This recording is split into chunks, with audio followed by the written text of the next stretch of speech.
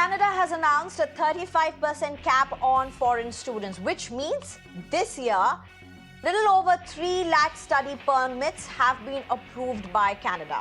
Contrast it to 9 lakh last year, over 9 lakh for that matter. Remember, a lot of this cap has to do with the disastrous planning and housing crisis within Canada. And of course, the growing political compulsions with elections in Canada nearing and the Trudeau ambition. So if you are an Indian student aspiring to study abroad, including in Canada, what do you need to watch out for? How is this decision being looked at in India? Last year, India accounted last year for a whopping 40% of foreign students in Canada. The government has said the caps will be weighted by population and will result in significant decreases in provinces where the international student population has seen the most unsustainable growth. Starting in September 2024, international students who begin a program that is part of a curriculum licensing arrangement, which essentially means they will no longer be eligible for a post-graduation work permit. Graduates of masters and other short graduate level programs will soon be able to apply for a 3-year work permit, the government has said.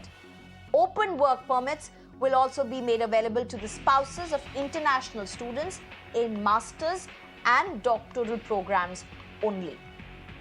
Now, what does this really mean for Indians who aspire to study abroad, particularly in Canada as well? And what does this also mean in the larger context of what's happening in Canada and also the tense ties or the bilateral ties, currently diplomatic ties between Canada as well as India? I'm being joined right now by Achal Malhotra, former Indian ambassador, Ashutosh Anand, the CEO of Touchstone Educationals, Arvinder Pal Singh from the Royal Travels, and Jividhya, who's a student. Thank you very much, all four of you, for joining me. Firstly, let me just go over to Jividhya, who's a student. You aspire to study abroad, particularly in Canada. How are you looking at this decision that has come in? This decision is a beneficial one in my perspectives, as many students, those who are kind of educated ones, or we can say holding professional degrees, they're facing lot of problems as they're not recognized to their proper ability. हम कह सकते हैं कि उनकी जो ability है, जो उन्होंने डिग्रीज ली हैं, वो उतनी ज्यादा रिकॉग्नाइज नहीं होती, तो इस चीज से उनको प्रॉपरली बेनिफिट मिलेगा. उनकी जो गवर्नमेंट है कनाडा की, उनकी जो एबिलिटी है उसको प्रॉपर यूटिलाइज कर पाएगी, ऑप्टिमम यूटिलाइजेशन होगी उनकी एबिलिटी की. उनको बहुत ज्यादा अपॉर्चुनिटीज और मिलेंगी. So you are trying to say that degrees where you're going to study, आप जहाँ पे जाके पढ़ाई करेंगी, जहाँ पे आपको परमिशंस मिलेंगे, परमिट्स मिलेंगे, वो बेस्ट ऑप्शंस अवेलेबल होंगे. जो मिड लेवल्स होंगे, सुपरफिशियल होंगे, वो शायद अवेलेबल ना हो. आपका ये कहना है? जी. Right. Jividhya, now that you want to go and study in Canada, how are you looking at this entire decision? आपके options कम हो गए हैं या ज्यादा हो गए हैं? आपको क्या पर्सनली लगता है इसमें? इन माय ओपिनियन मेरे जो ऑप्शंस हैं वो इंक्रीज हुए हैं. मुझे अपॉर्चुनिटी ज्यादा मिल रही है एज अ बैचलर स्टूडेंट है. तो मेरा जो मतलब कैटेगरी है वो मेरे लिए इंक्रीज हो चुकी है. मेरे पास एक प्रोफेशनल डिग्री है जो मैं इंडिया में होल्ड करती हूँ. तो it's a better opportunity for me कि कनाडा मुझे और ज्यादा मतलब बेनिफिशियल डिग्रीज प्रोवाइड करेगी उस फील्ड में जिसमें मैं जाना चाहती हूँ. एक्सेप्ट दैट और भी बहुत सारी फील्ड्स हैं जो जिनमें मुझे वो अपॉर्चुनिटीज दे सकती है. Right. Jividhya, we'll just come back to you. Let me also get in Achal Malhotra at this point. Ambassador, do you really look at this whole issue blowing up amid what is Canadian politics and what seems to be the stress and strained relationships between India and Canada as of now? Because there's also clearances that have been affected across embassies for that matter. Good evening. Let me say at the outset, we can't look at the decision taken by the Immigration Department and the Government of Canada purely from India's perspective, because prima facie, it is not a country specific, it's not an India specific. It is in the overall context of their own immigration policies. And I think being a sovereign country, they have a right to decide what is good and what is bad from the immigration point of view. But definitely it's going to impact the Indian students who have been aspiring to go to Canada for further studies and are looking to settle down there, are looking for you know uh, a future in Canada, in that country. But the flip side is that the government of Canada does sincerely and seriously regulate the activities of what they call institutional bad actors, which is those, the kind of, poor quality educational institutions which are targeting the vulnerable students in India, getting them over, providing them low quality education, exploiting them. So if they are sincerely and Hmm. genuinely able to target them, in the long run, it's going to have turn out beneficial for the Indian students. But obviously there is a lot of politics, Right. domestic politics. Opposition is criticizing it. All these, the Europeans and Canadians and Americans, they have been very liberal in the past as far as immigration rules and immigration policies are concerned. When I was in Austria, they were welcoming. You just had to go and say that I want to seek asylum here. They'll take you to a welcome center, register you, hand over dole papers and all that kind of stuff. But now there is a rethinking. There is a All right. trend. Okay. Recently in UK also, you must have seen a similar, immigration related regulations have come into force, which are Absolutely. likely to have some impact. So it has to be seen in a larger and a wider prospect. Immediately, it will reduce the number of Indians being able to go to Canada. But as I said, if those, it will become more competitive. And at the end of the day, if the government of Canada is Okay. able to target those institutions, it will be in the benefit of our own students. Over to you. Right. Thank you, sir. And if I could go over to Ashutosh Anand next. So, what are the kind of questions that are coming up from students, and what are the big three key takeaways that you want to give students?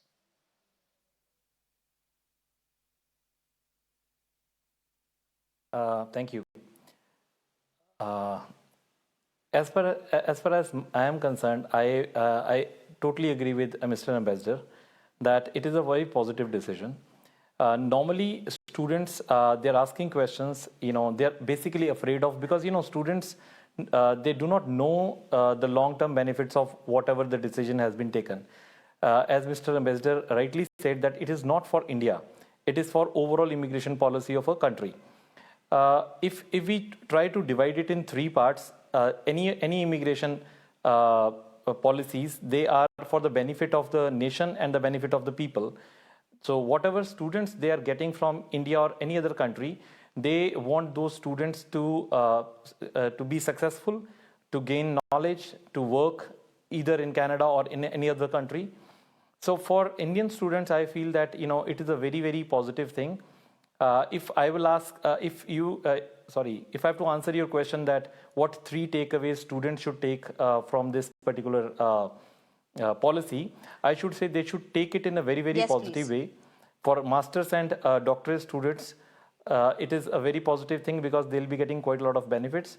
And for rest of the students, it is not getting a visa and going to a specific country, maybe Canada or any other country, is more important. It is like to be successful in that country is more important. And if you want to be successful in that particular country, the regulations of that country should be favorable towards the students and citizens both. As you rightly said that there are crises of this housing, and there are other crises also. Students are not getting jobs. There are two reasons of this. One, the students who have gone in last 1.5 year to Canada, they were of a lower quality with a lesser IELTS or PTE score. the people who cannot speak, they cannot understand, they cannot listen, they cannot write their assignments. These sort of students, they get quite a lot of, they struggle a lot in these countries, and they have to do a lot of odd jobs, and people, they take benefit of these students. So by reducing the number, they will be definitely looking for better students, good quality students. I'm damn sure they may be increasing the language barriers, language requirements of IELTS and PTE too, so that better student can go to these countries, and their higher educational institutes also must be looking for good students, because it is about their ranking also. If a lower quality student will go to these institutions, all right. Let me just get in other people as well at this point. Thank you, Ashutosh Anand. Arvinder Pal Singh, if I can just get you in at this point. So for the how do you really look at what's happening in... Mr. Ashutosh, let me just get in others also for their introductory remarks, and I'll get back to you at this point. Thank you very much for sharing your opinions. Mr. Arvinder Pal Singh, one of the things that the government has said is those who have got their study permits this time are not going to be affected. That is something that they have made clear. But secondly, those who are going to get their work permits, the study permits, they also have the onus of getting a stamp from the respective provinces to ensure that they can be accommodated and there's enough infrastructure and bandwidth to have them comfortably there to be able to be positioned there. Now, how is this being looked at? Thank you so much for having me over here, and very good evening to everyone. So Canada as a nation wants to grow in all prospects, like all regions, all states. But the immigration policies of like the colleges, the students, that they're reaching the places, like we go to one particular community, start going to particular city only. So this is imbalancing the situation actually. So if you look at the housing crisis, this is mostly affected in Brampton only, because most of the Punjabi communities live in Brampton. So Canada wants to grow in all prospects, in all states. So this is the exact thing that they have put up, because every state is going to have a particular quota of the students, like depending upon the previous population of the students. So definitely this is how they want to diversify population students of the particular province as well. Yeah. So this is already in place for a Quebec. We used to get approval from CAQ, kind of approval from one state already, this Quebec, but now this is going to be another kind of system where the state has to put in attestation, and this is going to be implemented by the March of 31st. That's right. After the 31st March 2024, and students and many of the colleges, they are already told to implement this policy from today only.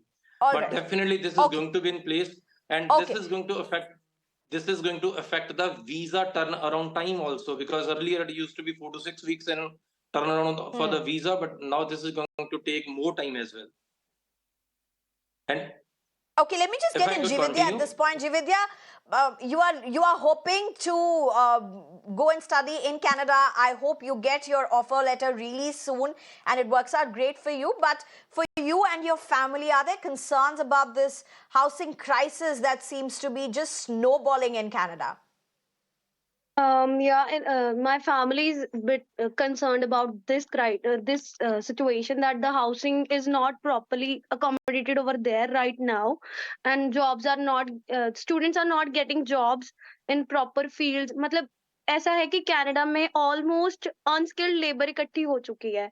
जो main reason है Canada is taking this step towards students कि उनको ये है जो students expertise हैं किसी particular field में या स्किल्ड है स्पेशली, उनको वो एक्सट्रैक्ट कर रहे हैं, उनको वो लाना चाहते हैं अपनी कंट्री की ग्रोथ के लिए. Okay, Jividhya, one question. Why are you so fascinated? Why are you so fixated with Canada? And I'm asking you this particular question because obviously Indians account for the highest number of foreign students in Canada. So we're just trying to understand what is the big draw in Canada. Can you please repeat? What are you saying? why is Canada so attractive for you as a student who wants to study abroad? For me as a student, Canada is attractive because it is a country which is developed in many fields. It can give me a better opportunity to grow up there, and also the infrastructure as well. And many more things are over All right. there which are Okay. considered to be attractive. Right. Um, Ambassador Achal Malhotra, in fact, what Jividhya is saying is really what any student would be looking at while applying, say, in the top 5 destinations before India, US, UK, Australia, Canada. All of these countries really have been at the forefront. Will things now change? Does the mindset now need to change? I think it should. It is already changing. This was true. What she's saying was true. Used to be true some years ago when we really had some problems with higher education, and that's how a large number of doctors, engineers, they all went abroad and settled down there. But we have now seen also a process which is called reverse migration. Many of them are started coming back to India because the kind of opportunities that you get in India are also very attractive. But this the still this, should I say, craze? I don't know. I don't want to offend the prospective students, but there is, as they say, grass is always greener on the other side, and they continue to think that they offer better opportunities. But most of them, what No, she was saying is very Ambassador, let's correct be also, that fair. many I of mean, them have, it is a global world in a sense yeah, that, global, where global is really the new local. You are not yeah, restricted with boundaries.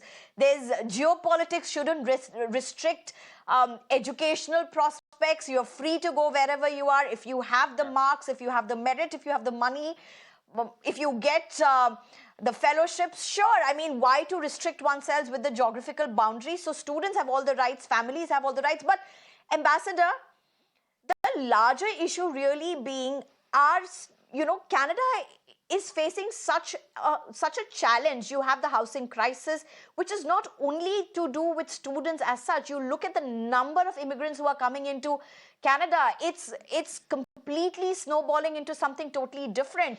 And now, would students who would perhaps be, what do I call? I mean, the most innocent of all those people who would be aspiring to go into Canada just for the reason of studying, perhaps in a better environment, what they think, would they be the biggest stake losers? No, Or definitely the is it genuine just to stand, students are they who, going to stand to gain?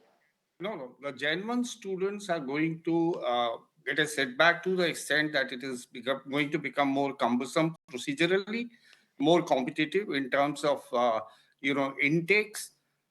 But the unstated fact is that a lot of undesirable elements are landing up from the point of view of Canadian government and the society, are landing up in Canada, not only from India, from many other parts of the world. The education visa has been misused in the past with the ultimate objective of settling down. And this is my personal experience, not only in Canada, but Right. in many other countries where I served. They came for courses which are available in dozens, by dozens in our own country, in every nook and corner of the city. But they go there and said, "What is the fun? Right. Why have you come for these courses all the way, spending so much of money?" Said, "Who has come to All right. study? We have come with the idea of So, settling down in Europe, or using it as a springboard to go to America."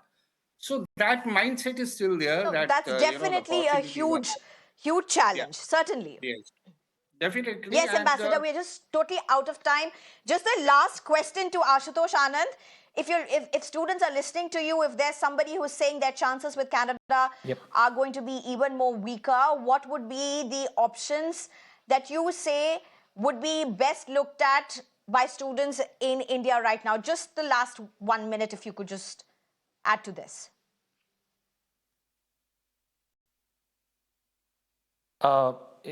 I'm sorry, if I'm not mistaken, are you saying that options in What would India? you want to tell students would be the top destinations for students in India who are looking at going abroad but may see Canada as a challenging place right now?